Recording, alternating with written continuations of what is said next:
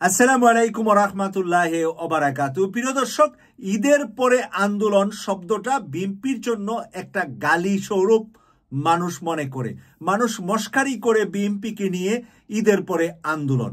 তাই ঈদের পরে আন্দোলন যদি কোনো বিএনপি নেতা বলেন, তাহলে বুঝতে হবে যে এই নেতাও কোনো না কোনোভাবে বিএনপিতে ঢুকে বিএনপির ক্ষতি করার জন্য বা বিএনপিকে অপদস্থ করার জন্য, বিএনপিকে অপমানিত করার জন্যই বলছেন।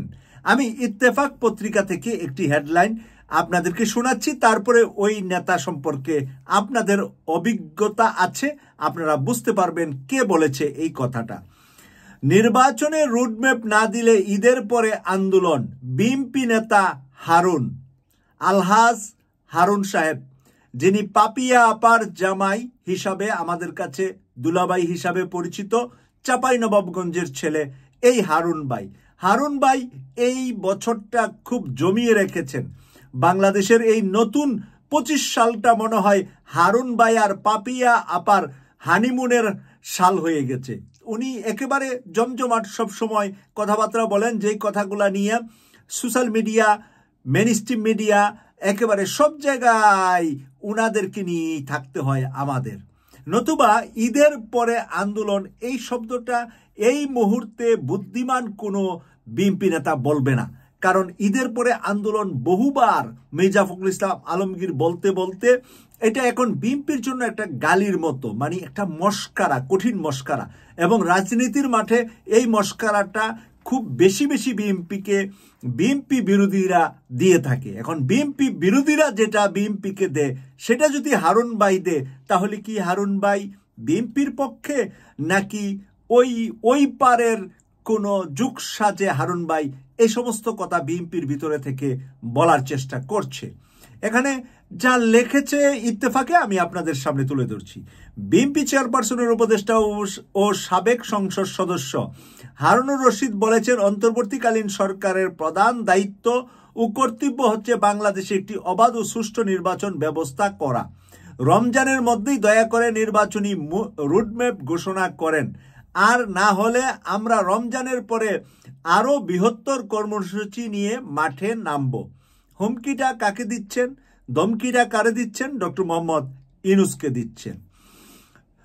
রোববার 24 ফেব্রুয়ারি বিকালে গাইবান্ধা শহরের পৌর পার্কে জেলা বিএনপির উদ্যোগে গণজমায়েতে প্রধান অতিথির বক্তব্যে তিনি এসব কথা বলেন। হারুনুর রশিদ বলেন, অন্তর্বর্তী সরকার ইতিমধ্যে যথেষ্ট বিতর্ক করে ফেলেছেন। উপদেষ্টা মণ্ডলীর সদস্যরা ক্ষমতায় থেকে রাজনৈতিক দল গঠনের প্রচেষ্টা চালিয়ে যাচ্ছেন, এটি বাংলাদেশের জনগণ কোনোদিন মেনে নেবে না। তিনি আরো বলেন, শেখ হাসিনা পালানোর মধ্য দিয়ে আওয়ামী লীগের নৌকা স্থায়ীভাবে ডুবিয়ে গেছে, সেই নৌকা আর কোনোদিন বাংলাদেশে জাগ্রত হবে না। গত 15 বছর হাসিনা সরকার বাংলাদেশের মানুষের উপর জুলুম অত্যাচার করেছেন।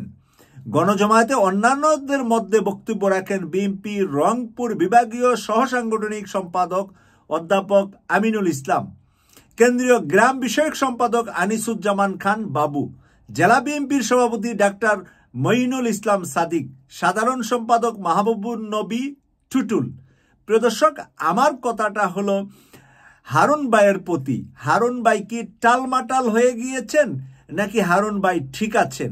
পাপিয়া আপার ইয়েতে কি হারুন ভাই একেবারে টালমাটাল হয়ে গেলেন? আমরা পাপিয়া আপা ছিল অগ্নিকন্যা, সংসদের বাহিরে, এখন হারুন ভাই অগ্নি পুরুষ হতে গিয়ে টালমাটাল কথাবার্তা বলছেন বলে আমার কাছে মনে হচ্ছে, এবং এগুলা বিএনপির জন্য ক্ষতিকর কথা বলে আমি মনে করছি। যারা প্রিয় বিএনপির নেতাকর্মী আছেন, যারা আমাদের চ্যানেলটা সবসময় দেখেন, আমাদের চ্যানেলে অতিথি হিসাবে কথা বলেন, দর্শকরাও বিএনপির এসে কথা বলেন, তাদের কাছে আমার জানতে চাওয়া, হারুন ভাই আসলে কি আমাদের দুলাভাই, নাকি আসলে বিএনপি নেতা? দুলাভাই মস্কারি করলে কোনো যায় আসে না, কোনো সমস্যা নাই, দলের ভিতরে উনি একটা দুলাভাই হিসাবে থাকলেন। আর যদি দলের নেতা হন, তাহলে নেতা বুঝে শুনে বলতে হবে, যেই কথাটা আমাদের জন্য মস্কারি, সেই কথাটা আমি নেতা হয়ে কি করে কর্মীদের সামনে বলি। কেটিভি 24 এর পাশে থাকবেন এই প্রত্যাশা রেখে বিদায় নিলাম। আমি সৈয়দ মাসুক, লন্ডন থেকে। আল্লাহ হাফেজ।